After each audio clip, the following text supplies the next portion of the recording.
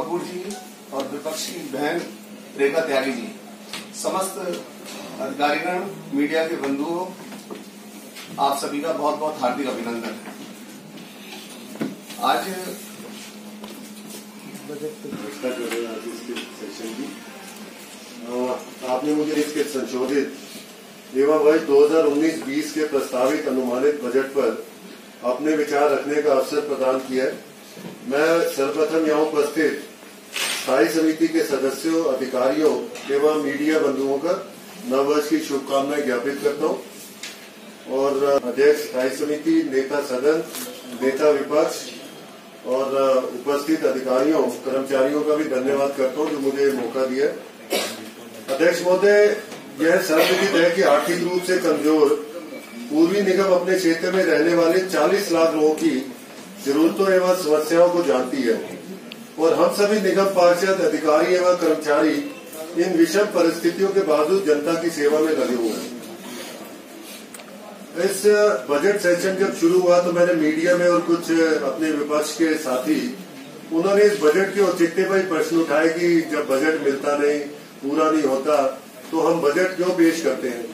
मैं इसमें सिर्फ एक बात कहना चाहता हूँ, मैं एक छोटी सी कहानी सुनाना चाहता हूँ कि एक किसान जिसे पता लगा कि 12 साल तक हमारे यहाँ अकाल पड़ेगा, लेकिन वो अपने बच्चे को लेके खेत में हल चलाने पहुंच गया।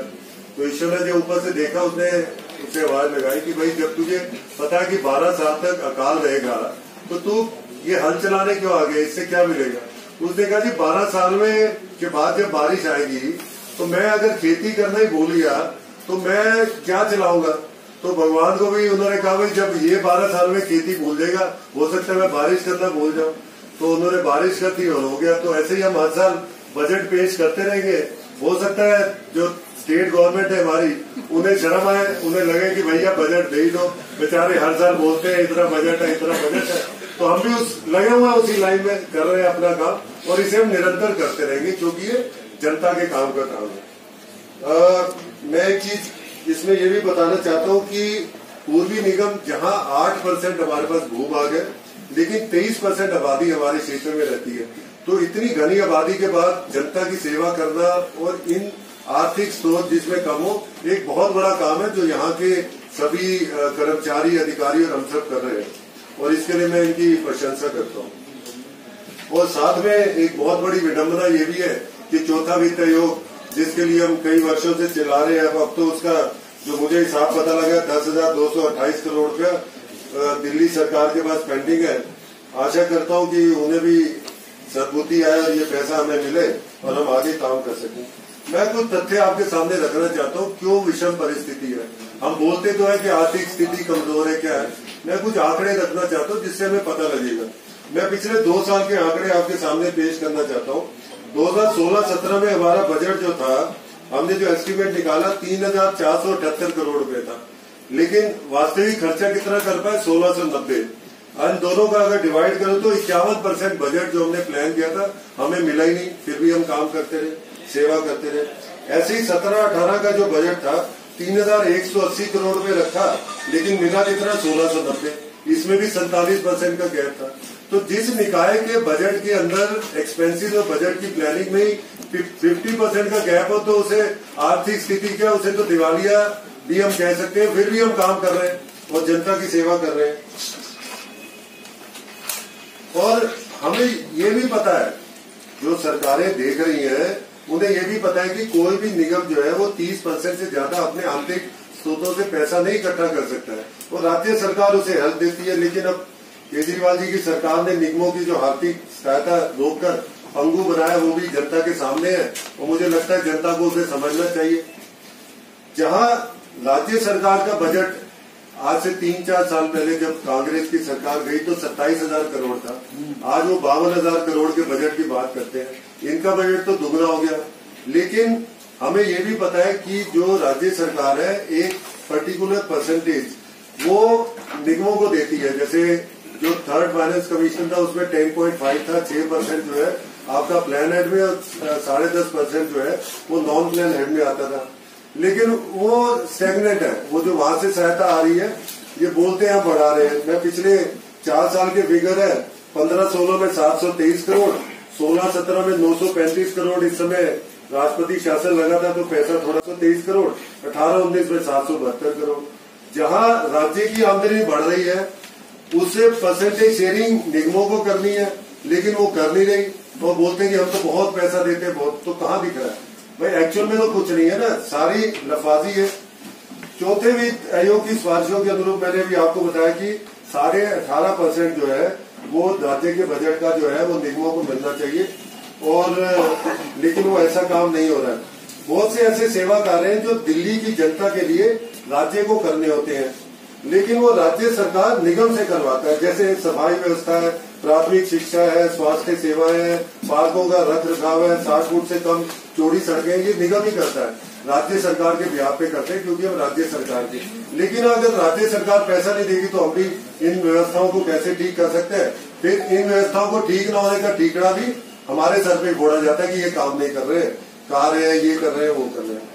अब एक तथ्य मैं और रखना चाहता हूँ, क्योंकि बार बार ये प्रश्न आता है कि ये जो है निगम जो है भ्रष्टाचार है, बहुत पैसा खा जाते हैं, योजनाओं का पैसा उड़ा जाते हैं।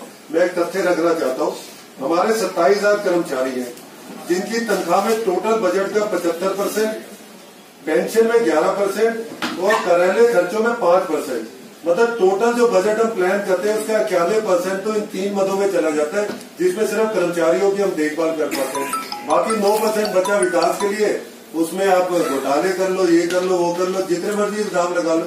9% में क्या आप करोगे और क्या आप जनता का विकास करोगे और क्या नए काम करोगे? क्योंकि 91% तो आप सिर्फ कर्मचारियों को संभालने में ही खर्च कर रहे हो। ये भी राज्य सरकार को देखना चाहिए। और इस साल सिर्फ 3 मद जिसमें तनख्वाह, सड़कों पे जो स्ट्रीट लाइट्स का पैसा देते हैं वो बहुत जरूरी खर्च, महीने के 5 करोड़, इन सबको मिला के टोटल इस साल हमारा जो खर्चा जो आगे आने वाला है 2160 करोड़ है। अगर इसे हम 12 से डिवाइड करते हैं 180 करोड़, तो हमारा हर महीने का खर्चा वो है कि जिसमें सिर्फ तनख्वाहें, बिजली, सड़कों पे जो बिजली देते हैं और जरूरत के खर्चे, तो 180 करोड़ रुपए तो वो ही है सिर्फ। तो अगर ये पैसा नहीं आता है 180 करोड़ हर महीने, तो हमें तनख्वाहें देना भी मुश्किल हो जाता है। तो इसलिए चौथे वित्त आयोग की सिफारिशें मानना राज्य के लिए बहुत जरूरी है अगर निगम को काम करना है।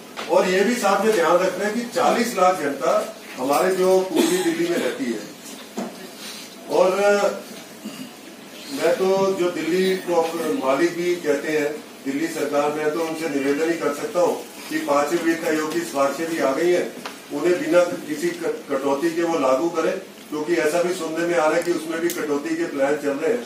क्योंकि विजेंद्र गुप्ता जी जो हमारे विधायक हैं, उसमें ये पता लगा था कि इसमें भी बहुत सारे कटौती के प्रस्ताव जो है विधानसभा में लेकर आए। मेरा आज इस सदन से, आज इस स्टैंडिंग कमेटी से निवेदन है दिल्ली सरकार को कि जो 5वें वित्त आयोग की सिफारिशें उन्हें बिना किसी कटौती के लागू की जाए और निगमों की स्थिति को सुधारा जाए। अब प्रश्न ये आता है कि राज्य सरकार से तो हमें समर्थन नहीं मिल रहा है, क्योंकि उनका जो बजट जो हमें मिलता है वो तो एक स्टैग्नेंट है, एक ही तरीके का है। लेकिन हम अपने आंतरिक स्रोतों से अपना जो पैसा जो आता है वो हम बढ़ा रहे हैं।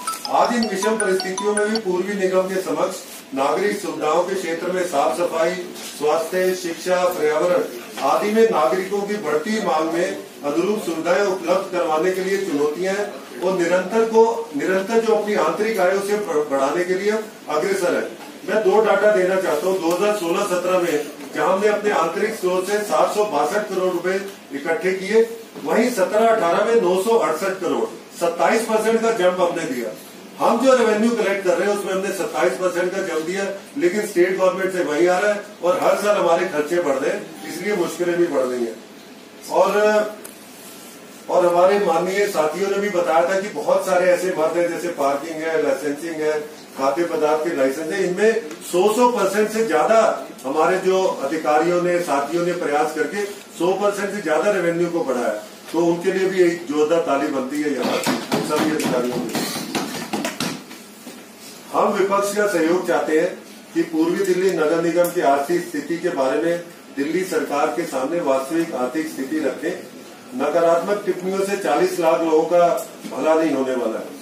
आज पूर्वी निगम, इसके अलावा जो हमारे दोनों सांसद हैं हम उनका भी धन्यवाद करते हैं, क्योंकि उनके माध्यम से पूर्वी निगम में बहुत सारे ओपन एयर जिम, सुरक्षा के लिए सीसीटीवी, कैंचीज, हाई मास्ट लाइटें, ऐसा सब लगा है। उसके अलावा निगम के अर्बन डेवलपमेंट के हेड से, लेकिन एक तरफ देखिए कि जो हमारे सांसद हैं वो हमें सहयोग कर रहे हैं छोटे छोटे काम करके जनता के बीच में, और वहीं जो दिल्ली सरकार है, जो अर्बन डेवलपमेंट हेड का जो 280 करोड़ रुपए हमें इस साल मिलना था, वो पूरा पैसा काट लिया।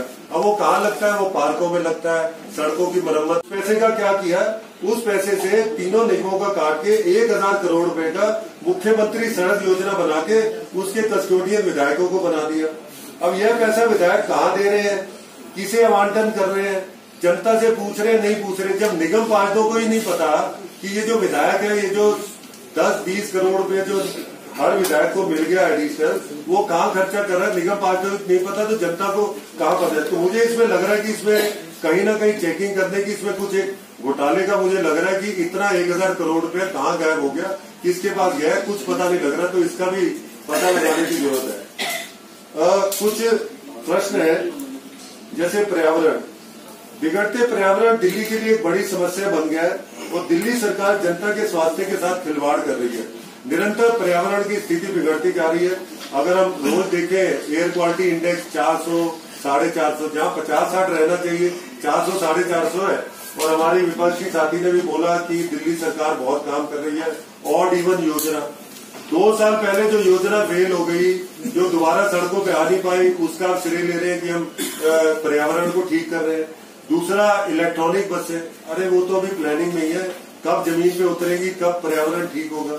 अगर ये 2 योजनाओं से पर्यावरण ठीक होता हो तो समझ नहीं आ रहा कि कैसे होगा। लेकिन जो निगम है वो अपने प्रयासों में लगा हुआ है, अपने लिमिटेड रिसोर्सेज से। हम सीमित साधनों से, मैकेनिकल स्वीपर मशीनों से, सड़कों पर जल के छिड़काव से, सड़कों पर पड़े मलबे से, रिसाइक्लिंग प्लांट से, कॉम्पैक्टर से, कंपोस्टर से, बायोगैस प्लांट से निरंतर पर्यावरण को ठीक करने की अपनी कोशिश कर रहे हैं। और ये चाहे हमारा गिलहरी प्रयास हो, लेकिन हम अपने प्रयासों में लगे हैं और चाहेंगे कि और ये सारा काम कैसे हो रहा है, ये जो कॉम्पैक्टर आ रहे हैं, ये जो शहरी विकास फंड जो कि हमें प्रधानमंत्री से मिल रहा है 100 करोड़ रुपया, ये सारे इक्विपमेंट वहां से खरीद के जा रहे हैं। तो एक बहुत लंबी लिस्ट है मेरे पास, जिसमें ये अपना कॉम्पैक्टर हम खरीद रहे हैं, इसमें रिसाइक्लिंग प्लांट लगाया गया, मैकेनिकल स्वीपर मशीनें, सब वहीं से ही आ रहा है। और बहुत बड़ी लिस्ट है इसकी, जो कि मैंने सिलेक्ट की है, उसमें लग जाएगी। ऐसे ही नए पार्किंग स्थलों का निर्माण हमारा निगम कर रहा है, और इस बार प्रीत विभाग में भी प्रपोज है, ये सारे काम हो रहे हैं। नए स्कूलों के भवन बन रहे हैं, 13 नए स्कूलों का इस बार प्रपोज किया। मैं बधाई देना चाहता हूँ शिक्षा समिति और निर्माण समिति को, जिन्होंने 13 नए स्कूलों का प्रपोज किया, और ये काम होगा। लेकिन एक तरफ मुझे ये भी हंसी आती है कि विपक्ष जहां स्कूलों के अंदर गार्ड लगाने को भी इन्हें लग रहा है कि आपके पास पैसा नहीं, आप यूट्यूब प्लान कर रहे हैं। उसके बाद हमें सुझाव दिए जा रहे हैं कि आप हैप्पीनेस प्रोग्राम, प्रोजेक्टर और ये सारी, भाई ये तो ऐसा लग रहा है कि एक छोटी सी कहानी फिर याद आ रही है कि एक राजा का बेटा जो कि सोने का चम्मच मुंह में लेके पैदा हुआ था, रात को बेचारा घूमने निकला। उसने कहा भाई कैसी प्रजा रहती है, तो जब वो मार्केट में निकला उसने देखा बहुत से गरीब लोग भूख से तड़प रहे हैं। उसने पूछा भाई ये भूखे क्यों है? उन्होंने कहा जी इन्हें खाना नहीं मिलता। तो उन्होंने कहा खाना नहीं मिलता तो केक दे दो इन्हें। तो वही दिल्ली सरकार कहती, जब हम गार्ड रखने के लिए अपनी नॉर्मल जरूरतें पूरी नहीं कर पा रहे, कहाँ से हम ये बड़े बड़े प्रोजेक्टर जो ये लगाएंगे? हाँ, पैसा मिल जाए, इन सब कामों के लिए हम तैयार हैं और हमारे अधिकारी भी तैयार है। ये सारे काम हम करने के लिए सक्षम है। मेरे कुछ सुझाव है। मेरा एक सुझाव है, जो हमारी पार्किंग है, क्योंकि मोदी जी का सिद्धांत है कि पारदर्शिता रहनी चाहिए बिजनेस में, तो मेरा सुझाव है कि जितने भी ठेके दिए जाए वो ऑनलाइन हो और अच्छे से उनकी स्क्रीनिंग हो। और ऑनलाइन ठेके जब दिए जाएंगे तो बीच में कई बार लगता है कि कोई लिफाफा खुल गया, ये हो गया, वो हो गया, तो ऐसे कामों से बचेंगे। तो जितने भी आने वाले समय में जितने भी ठेके हैं, चाहे वो हमारे इंजीनियरिंग के है, चाहे पार्किंग है, सभी ऑनलाइन, और IT डिपार्टमेंट जो है इसमें मदद करे। इसमें जैसे इस बार हमने सफल कंपनी के माध्यम से 500 छोटी कार्ड का हमने इस बार प्रपोजल दिया, हमें काफी अच्छा रेवेन्यू आएगा। ऐसे और भी बड़ी कंपनियां जो कि अच्छा सिस्टम बना सके और इन कार्ड्स को हम ऑथेंटिकेट कर सकें और जो कि अच्छी भी लगेंगी और इससे बहुत सारे लोगों को रोजगार भी मिलेगा, हमें रेवेन्यू भी मिलेगा, तो इसमें थोड़ा सा विचार किया जाए। संपत्ति कर की जो छूट की योजना अभी हमने अनऑथराइज कॉलोनीज और शहरीकृत जो गांव के लिए दी है लाल डोरे में, इसका एक तो प्रचार प्रसार ज्यादा हो जिससे कि ज्यादा से ज्यादा नए करदाता हम जोड़ सके। अभी एक मैसेज डाटा वर्ड की तरफ से हमारा एक सर्वे चल रहा है। मेरा निवेदन यह है कि काफी वार्डों के अंदर वो सर्वे हो चुके हैं, उसका जो हमारा रियल टाइम डाटा आया, जैसे मेरे वार्ड में हुआ 17-18 हजार हमें पता लगा कि मकान है, तो उसमें इमीडिएटली एक्टिविटी शुरू हो जाए। मतलब हम ये ना देखें कि पहले सारे वार्डों में काम होगा फिर कंप्यूटराइज होगा, मतलब उसे स्लॉट्स में ना करके कंटिन्यूटी में करें और जो डाटा आ गया उसे प्रोसेस करें, जो उनके रिकॉर्ड्स हैं कंप्यूटर्स में डालें और जो जिन लोगों ने अभी तक कर नहीं दिया ऐसे लोगों की लिस्ट बना के कम से कम उन्हें हम तकाजा तो करें और इसका इमीडिएटली यूज स्टार्ट करें। तो ये एक मेरा प्रपोजल है। मैं ये भी देखता हूँ कि हमारे बहुत सारे डिपार्टमेंट है जहाँ से बहुत अच्छा रेवेन्यू आता है, खासकर जैसे संपत्ति कर है, आरपी सेल है, समुदाय सेवा है, लाइसेंस विभाग है। लेकिन जब हम नई योजना बनाते हैं, कर्मचारियों को कुछ नया, कर्मचारियों की संख्या इतनी है, आरपी सेल में 5-7 आदमी है, वो क्या करेंगे, कितनी पार्किंग चेक करेंगे। ऐसे ही जो हमारे संपत्ति कर विभाग है, एक एक इंस्पेक्टर के बाद 2-2, 3-3 वार्ड है। तो मुझे लगता है कि इसके अंदर हमें इस बजट में इन विभागों के अंदर अपना जो बजट है वो बढ़ाना चाहिए, नए एम्प्लॉयज डालने चाहिए और जहां से रेवेन्यू आ रहा है वो पैसा डाले ना, और पैसा आएगा। तो एक ये मेरा सुझाव है। एक मेरा सुझाव ये है कि हमारा जो पूर्वी निगम है, यहाँ मल्टीप्लिसिटी ऑफ एजेंसीज, मतलब बहुत सारी एजेंसीज है जो कि हमारे साथ कंधे से कंधा मिला के जिन्हें काम करना चाहिए। जैसे कि जब छोटी नाली है वो बड़े नाले में जाती है, वो नाला पीडब्ल्यूडी देख रहा है। जब वो बड़ा नाला और बड़े नाले में ड्रेन में जाता है तो वो हमारा जो है फ्लड डिपार्टमेंट देख रहा है। ऐसी घरों से निकलने वाला गंदा पानी अगर नाली में आ जाता है तो गंदा होता है, अगर वो सीवर में चला गया तो साफ सुथरा होकर निकल जाएगा। तो ये जो एजेंसीज है ये भी अपना काम ठीक ढंग से करें, लेकिन हम उनपे कोई प्रेशर नहीं बनाते हैं, हम अपना रूटीन में काम में लगे रहते हैं। मेरा सुझाव ये है कि दोनों वार्ड जो हमारा जोन है उसमें 2 या 3 नोडल ऑफिसर हो जो आपस में जो एजेंसीज के कोरिलेशन को, उनके जो काम नहीं हो रहे उन्हें देखें, उन एजेंसीज के साथ रेगुलर मीटिंग्स करें। और जो हमारे निगम पार्षद हम 10 तरीके की मीटिंग में क्वेश्चन उठाते हैं, ये पीडब्ल्यू नाला गंदा है या पानी भरा है या सीवर ठीक नहीं है या और भी कोई डिपार्टमेंट हो सकते हैं, तो ऐसे कुछ नोडल ऑफिसर्स होने चाहिए हमारे जोन के अंदर जो इन चीजों को उन एजेंसीज के साथ उठाते रहे, जिससे आपस में तारतम्य से हम ये काम कर सके। एक विधायक फंड, हम ये देखते हैं कि विधायकों के पास इस साल तो 10 करोड़ रुपया तो दिल्ली सरकार ने दिया, 1,000 करोड़ रुपया सड़क फंड का आ गया, जमुना पार विकास बोर्ड है 3 करोड़ रुपए वो देता है। तो ऑन एन एवरेज जो मुझे लगता है कि 25 से 27 करोड़ रुपया इस साल हर विधायक के पास आया। लेकिन वो पैसा कहाँ लग रहा है, कैसे लग रहा है, उसका कहीं, और लगाना उन्होंने एमसीडी के एरियाज में, क्योंकि पीडब्ल्यूडी और जो जल बोर्ड है उनके पास तो अपना बजट बहुत है। तो एक पारदर्शी सिस्टम होना चाहिए और पता लगता है कि एक सड़क, उनके कोई दोस्त वहां रहते हैं, सड़क ठीक है लेकिन क्योंकि दोस्ती है तो इसे तोड़ के बना दो, इस फुटपाथ को कर दो, ये कर दो। तो ऐसा बहुत सारा पैसा अननेसेसरी में हो रहा है। तो मुझे लगता है जनता का पैसा है, ये किसी विधायक दिल्ली सरकार का नहीं है, ये जनता का पैसा है। तो इसमें जो निगम पार्षद है उसकी संस्तुति भी इसमें जरूरी होनी चाहिए। हमें भी देखना चाहिए कि वो पैसा ठीक, बोर्ड लगाए वो अपने, कोई दिक्कत नहीं, लेकिन कहीं ना कहीं हमें उस पर चेक रखना चाहिए और देखना चाहिए कि वो जो जनता का पैसा है वो यूटिलाइज हो रहा है। और दिल्ली सरकार तो आई इसी उसमें थी कि हम जनता से पूछ कर ही पैसा लगाएंगे, ग्रुप बनेगा, एक मीटिंग होगी, तो वो तो खैर हो नहीं रहा। लेकिन कम से कम निगम पार्षद जो है, चाहे वो उनकी पार्टी के या दूसरी पार्टी के, उनसे पूछ के वो पैसा लगाया जाना चाहिए। हमने देखा कि हमारा उद्घाटन हुआ और भाई परवेश जी हमारे बड़े भाई का भी स्वागत है और आज की बैठक अगली बैठक तक के लिए स्थगित की जाती है। आप समझा बजट भाषण दिया है जिसमें काफी सारे सुझाव दिए हैं निगम की आय बढ़ाने के लिए। ऐसे में मेन जो सुझाव यहाँ रखे गए हैं कौन कौन से हैं और किस तरीके से देख रहे हैं उन सुझावों को अगर लागू कर दे तो उससे रेवेन्यू जो है निगम का उसमें इजाफा हो पाएगा? देखिए, आज की स्टैंडिंग कमेटी की मीटिंग में हमारे भाई साथी पार्षद जो स्टैंडिंग कमेटी के सदस्य भी हैं, श्री संदीप कपूर जी ने अपने बजट भाषण में बहुत अच्छे सुझाव दिए हैं। बहुत अच्छे उन्होंने सुझाव निगम की आय बढ़ाने के लिए भी दिए हैं और उन्होंने वर्तमान में जो जिस तरीके से दिल्ली सरकार हमारे साथ एक भेदभावपूर्ण नीति के तहत चल रही है, उस पर भी उन्होंने बहुत अच्छा संबोधन जो है किया है। आप सभी को ज्ञात ही है कि किस तरीके से दिल्ली की सरकार एमसीडी के साथ में भेदभावपूर्ण रवैया का बढ़ा रही है। अपने विधायकों को तो 20 से 25-27 लाख रुपए तक का बजट उन्होंने अपना मुहैया कराया हुआ है, लेकिन निगम को एक भी रुपया वो देकर राजी नहीं है। हाईकोर्ट में भी पीछे उनको बहुत सुननी पड़ी, उनके वकील को भी, लेकिन फिर भी उसके बावजूद भी हमारी दिल्ली के जो मुख्यमंत्री जी हैं केजरीवाल जी, उनके कान पर जूं तक नहीं रेंगती है। पता नहीं वो क्या करना चाहते हैं, दिल्ली की जनता का कितना शोषण और करना चाहते हैं। 4-4.5 साल से दिल्ली की जनता का लगभग 4 साल से दिल्ली की जनता का शोषण कर रहे हैं। हम लोग जब से लगभग 1.25 साल हो गए निगम पार्षद बने हैं, तब से हमने देखा है कि उन्होंने जो फंड दिल्ली सरकार ने जो निगम को बकाया देना चाहिए वो नहीं दे रहे हैं। वो सभी कानूनों को भी पालन नहीं कर रहे हैं। वह सुप्रीम कोर्ट का, हाई कोर्ट का कई जगह उन्होंने आदेश भी नहीं माना है, लेकिन जब कोई बात आती है तो माफी मांग लेते हैं। और ये परंपरा बहुत अच्छी है, पहले मार लो पीट लो, उसके बाद में माफी मांग लो। तो एक तरीके से अब आज की डेट के अंदर निगम को केजरीवाल जी के द्वारा पूरी तरीके से प्रताड़ित किया जाता है, जिसके कारण से हम जनता की सेवा को बखूबी जो निभाना चाहते हैं उसमें कहीं ना कहीं कमी रह जाती है, क्योंकि संसाधनों की कमी है।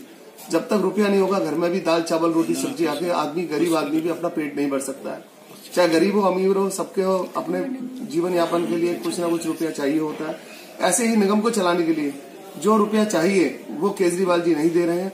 ये बहुत ही उनकी मैं तो कहूंगा सीधे शब्दों में बहुत एक बुरी सोच है कि जिस तरीके से वो भेदभावपूर्ण रवैया अपना रहे हैं। कमल जी, आपका बजट भाषण हो रहा है, बजट में तैयारी चल रहा है, आपकी अपनी क्या तैयारी है उस पर बताएं। एजेंसी के द्वारा हाउस टैक्स का सर्वे करा रहे हैं। कई हाउस टैक्स जो करदाता है वो अपना कर जो है कई वर्षों से नहीं भर रहे हैं, लेकिन जो अभी डाटा वर्ड एक एजेंसी है उसके द्वारा जो सर्वे हो रहा है उसमें जैसे कई लोगों ने अपने घरों में दुकानें खोल रखी हैं, बिल्डिंग कॉम्प्लेक्स, शॉपिंग कॉम्प्लेक्स बना रखे हैं, लेकिन वो सेल्फ असेसमेंट में सिर्फ अपने आप को उस मकान को रिहायशी दिखा देते हैं, जिससे उनका टैक्स जो है ना वो बहुत कम बनता है। जबकि जो सच्चाई है, हकीकत है, लोगों ने फैक्ट्रियां लगा रखी हैं, घरेलू उद्योग लगा रखे हैं, दुकानें खोल रखी हैं, लेकिन उसका वो ईमानदारी से कई लोग तो, ज्यादातर लोग तो उसका पालन कर रहे हैं, लेकिन कई लोग जो है उसको टैक्स को बिल्कुल भी ईमानदारी से नहीं भर रहे हैं। तो डाटा वर्ड एजेंसी के द्वारा एक सर्वे हो रहा है, उसमें एक यूपी नंबर दिया जाएगा, उसके आधार पर उनसे हाउस टैक्स को वसूला जाएगा, जिससे कि निगम के अंदर एक थोड़ी आय और बढ़ोतरी होगी। और साथ ही कई जैसे यूनिपोल्स लगाने की बात है, यूनिपोल्स लगाए जाएंगे जिससे अर्निंग बढ़ेगी निगम की। हम कई सारे ऐसे स्रोतों के द्वारा से निगम की आय को बढ़ाना चाहते हैं, जिससे पब्लिक को नुकसान भी ना हो और पब्लिक को कष्ट भी ना हो और निगम की आय बढ़े, जिससे कि दिल्ली नगर निगम, पूरी दिल्ली नगर निगम अपनी पूरी सुविधा अच्छी तरीके से दिल्ली की जनता की सेवा कर सके, पूर्वी दिल्ली की जनता की सेवा हम कर सके। आज आपने रखे हैं निगम की आय बढ़ाने के लिए। देखिए, जो मेरे सुझाव थे वो केंद्रित थे कि निगम की जो आंतरिक स्रोत है उनसे कैसे हम ज्यादा से ज्यादा आय अर्जित कर सके। जैसे मैंने कहा, जो पार्किंग्स हैं उनके जो ठेके हैं वो ऑनलाइन होने चाहिए, जिससे कि उनमें पारदर्शिता है। पार्किंग के ऊपर ही मैंने सुझाव दिया कि हर पार्किंग ठेकेदार के पास हैंड हेल्ड डिवाइस जो कि कंप्यूटराइज्ड हो और सीधा हमारे सर्वर से कनेक्ट हो। जितनी गाड़ियों का वो पर्ची काटते हैं पर डे, हमें पता लगे कि कितनी गाड़ियों की पर्ची वो काट रहे हैं। जैसे हमने उस पार्किंग को दिया 400 गाड़ियों के लिए, लेकिन उससे आसपास के क्षेत्र पे कब्जा करके 1000 गाड़ियों का वो काट रहे हैं, लेकिन पैसे तो हमें 500 के हिसाब से दे रहा है। तो वो उससे पारदर्शिता मिलेगी और हमारा रेवेन्यू भी बढ़ेगा। मैंने सुझाव दिया कि हमारे यहाँ जो हम कलेक्शन करते हैं, और हमारे 3 मुख्य स्रोत हैं आय के, जिसमें कि संपत्ति कर है, हमारे कम्युनिटी सर्विसेज डिपार्टमेंट है और हमारे जो लाइसेंसिंग डिपार्टमेंट है। लेकिन जब हम यहाँ से अपना आय का सोर्स बढ़ाना चाहते हैं तो हमारे पास कर्मचारी नहीं है। तो मैंने कहा कि इनका जो बजट है इन तीनों डिपार्टमेंट का बढ़ाया जाए, जिससे कि ज्यादा लोग मार्केट में जाके लोगों को बता सकें कि कर कौन सा देना है, कैसे देना है, और उससे हमारी आय के स्रोत बढ़े। तो ऐसे कुछ सुझाव है। दूसरा मैंने एडवर्टाइजिंग पे भी दिया। फिर मैंने ये भी सुझाव दिया कि जैसे इस साल हमने सफल जो कंपनी है मदर डेयरी की, उसके साथ 500 रेडियो का कॉन्ट्रैक्ट किया है, जिसमें कि वो अच्छी सब्जी, साफ सुथरी सब्जी लोगों को बेचेंगे। इससे कम से कम नए 500 लोगों को रोजगार भी मिलेगा और हमें लाइसेंस फीस आएगी। तो ऐसे और भी कॉर्पोरेट्स हैं, और भी ऐसे लोग जो कि ओपन बिजनेस करना चाहते हैं, लाइसेंस फीस लेके करना चाहते हैं, उन्हें प्रोत्साहित किया जाए और ऐसे लोगों को रोजगार के नए नए साधन भी दिए जाए और रेवेन्यू भी बढ़ाया जाए। और इसके अलावा एक दो चीजें मैंने और बताया, जैसे हमारी बहुत सारी बिल्डिंग्स खाली पड़ी हैं और पूरा यूटिलाइज नहीं हो पा रहे। जैसे हमारे स्कूल है, एक शिफ्ट में चलते हैं, तो पीपी मोड पे सामाजिक संस्थाओं के साथ उनसे बातचीत करके कम किराए पे, कम मेहनताने पे इन जगहों को उन्हें दिया जाए, जिससे स्वास्थ्य केंद्र या स्किल डेवलपमेंट सेंटर्स या पुस्तकालय वो हमारे स्थान पे खुले। उससे रेवेन्यू भी मिलेगा और जनता का भी फायदा होगा।